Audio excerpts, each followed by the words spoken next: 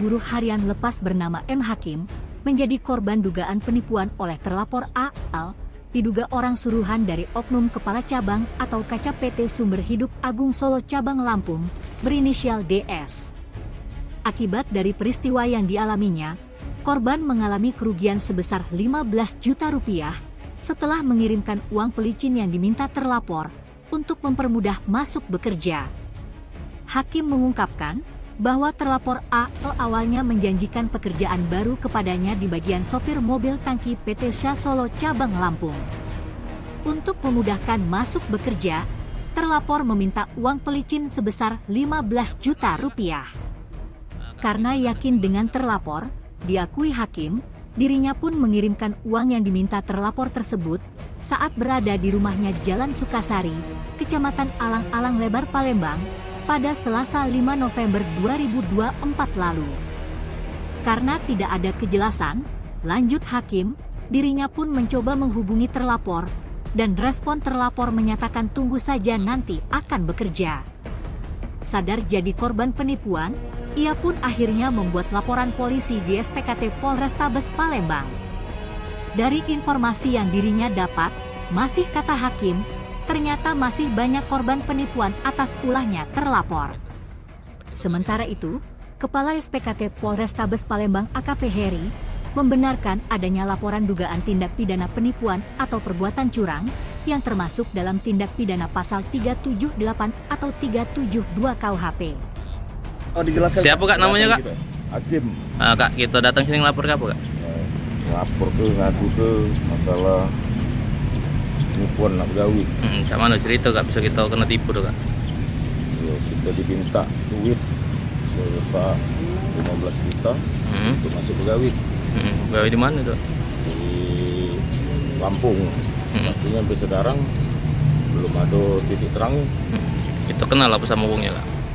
Kalau sama wongnya kenal. Cak mana pas kita hubungi wongnya cak mana tuh Kak? Ya belum ada kejelasan, masih nunggu.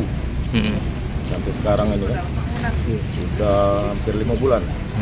Kita sempat kita gari tak ke rumahnya Kak? Ya bertemu sudah, telepon sering. Dijanji ke gawe apa juga?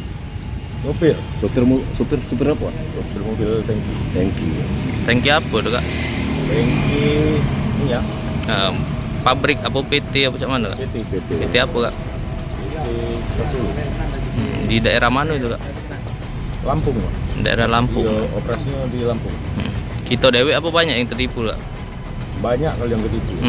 Berapa lah Kak?